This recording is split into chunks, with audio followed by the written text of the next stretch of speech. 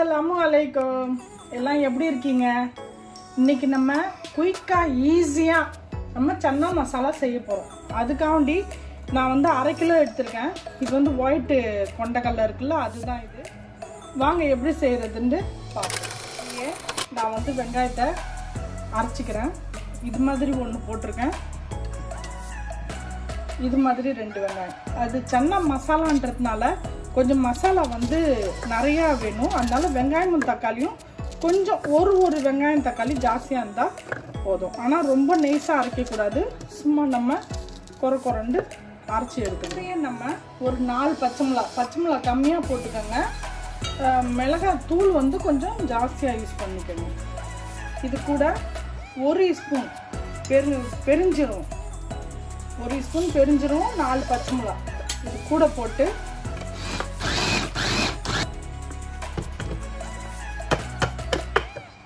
இவ்வளோ அரைச்சா போதும் நமக்கு. இப்போ வந்து இதில் கொட்டிடலாம். எப்படி இருக்கு பாருங்கள், கொரன்னு இருக்கு பாருங்கள். நான் வந்து நல்லா பெரிய பழம் 1, சின்ன பழம் 1 எடுத்திருக்கேன். இதையும் நம்ம இதில் அரிஞ்சு போட்டுக்கலாம்.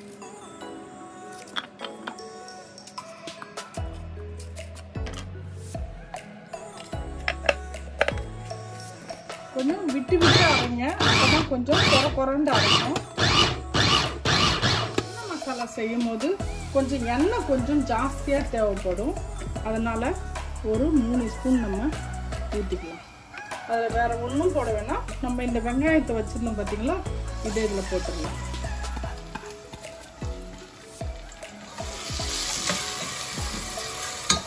இது கொஞ்சம் நேரம் வேகட்டும். வெங்காயம் கொஞ்சம் வதவிட்டு இருக்குது. நம்ம இதுக்கு தேவையான அளவு உப்பு போட்டுக்கலாம்.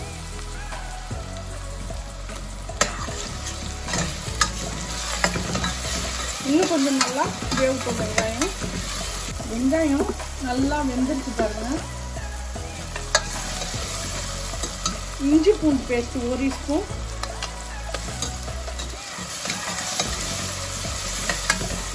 அரை ஸ்பூன் மல்லித்தூள், 1/2 ஸ்பூன் கரம் மசாலா, 1/2 ஸ்பூன் நம்ம வீட்டு மிளகாய் தூள், 1/4 ஸ்பூன் மஞ்சள் பவுடர் போட்டாச்சு. இதில்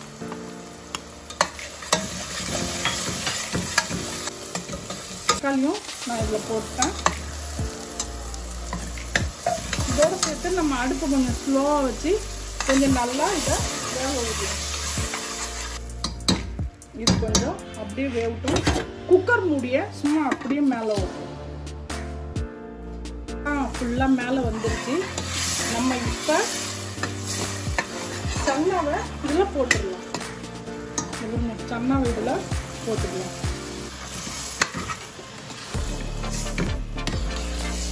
இது வந்து நம்ம வெறும் சன்னாவை வேக வச்சியும் போட்டு செய்யலாம். இது மாதிரியும் நம்ம வேக வைக்காம இது குக்கரில் எல்லாத்தையும் ஒன்றா போட்டும் நம்ம செய்யலாம். இதுக்கு நான் தண்ணி வேணுன்ற அளவு ஊற்றிடுறேன்.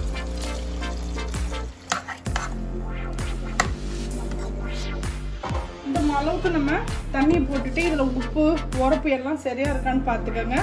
அதுக்கப்புறம் புளிப்புக்கு எலுமிச்சம்பழம், 1/2 எலுமிச்சம்பழம் அதில் ஊற்றிட்டு நீங்கள் மூடிடும்.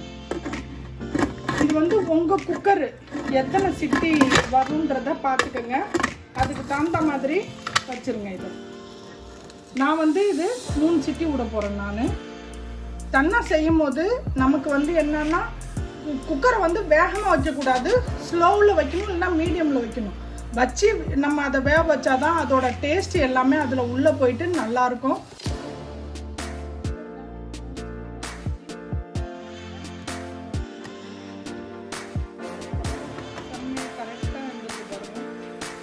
அந்த அளவு நம்ம எப்பயுமே சன்னாங்க வச்சா அது எவ்வளோ இதாகுதோ அந்த அளவுக்கு நம்ம வச்சா போதும். நம்ம இப்போ மல்லித்தலை போட்டுக்கலாம். உங்களுக்கு தான் தெரியும், எனக்கு வந்து கஸ்தூரி மேத்தி தான் ரொம்ப பிடிக்கும். இது ஆப்ஷனல் தான். உங்களுக்கு வேணும்னா நீங்கள் இருந்தால் போடுங்க, இல்லைன்னா இல்லை. கஸ்தூரி மேத்தி போட்டாலே அது ஒரு வாசனை தனியாக வரும். கஸ்தூரி மேத்தின்னா என்ன, நம்ம வெந்தயக்கீரையை வந்து காய வச்சுருப்பாங்க, அதுதான். அது இல்லை உங்ககிட்ட அப்படின்னா நீங்கள் வந்து வெந்தயக்கீரையை கூட நீங்கள் காய வச்சுக்கலாம். வச்சுட்டு நமக்கு எப்போ இந்த மாதிரி தேவையோ அந்த மாதிரி நீங்கள் போட்டுக்கலாம். அப்போ ரொம்ப நல்லாயிருக்கும். வாசனை பாருங்கள், வாவ் செம்மையாக இருக்குது. சன்னா பாருங்கள் நல்லா வெந்துருச்சு பாருங்கள், எப்படி வெந்திருக்கு பார்த்தீங்களா? ஆனால் இதை வந்து கொஞ்சம் நம்ம இந்த மாதிரி அழுத்தி விட்டுக்கலாம். கொஞ்சம் இந்த செஞ்சோம்னா கொஞ்சம் நமக்கு மசாலா மாதிரி கொஞ்சம் நிறையா கிடைக்கும். அவ்வளோதான், நான் இருக்கிறத போட்டுக்கிறேன். வாவ் செம்ம வாசனையாக இருக்குது. உப்பு, உரப்பு, புளிப்பு எல்லாமே கரெக்டாக இருக்குது. சன்னா மசாலா எவ்வளோ குயிக்காக ரெடியாக இருக்குது பாருங்கள் நமக்கு. ஆனால் என்ன இதுக்கு ஒன்று வேணும்டா, நம்ம நைட்டே ஊற வச்சு நம்ம சன்னா வந்து நம்ம ரெடி பண்ணி வச்சுக்கணும். அந்த மாதிரி வச்சுக்கிட்டோம் அப்படின்னா நம்ம பட்டு பட்டுன்னு எப்போ வேணுமோ செய்யலாம். உங்களுக்கு இன்னொரு டிப்ஸு தரேன். நீங்கள் ஊற வைக்கும் போது கொஞ்சோண்டு உப்பு அதில் போட்டு ஊற வச்சு நீங்கள் திரும்ப அதை நைட்டு ஊற வைக்கிறீங்கன்னா காலையில் அதுக்கப்புறம் அதை எடுத்துட்டு நீங்கள் வந்து நல்லா தண்ணியை வடிச்சிட்டு ஜிப்பர் பேக்கில் போட்டு நீங்கள் இழுத்து விட்டுட்டு நீங்கள் வந்து ஃப்ரிட்ஜரில் வைங்க. நீங்கள் ஒரு வாரம் கூட வச்சு சாப்பிட்லாம்.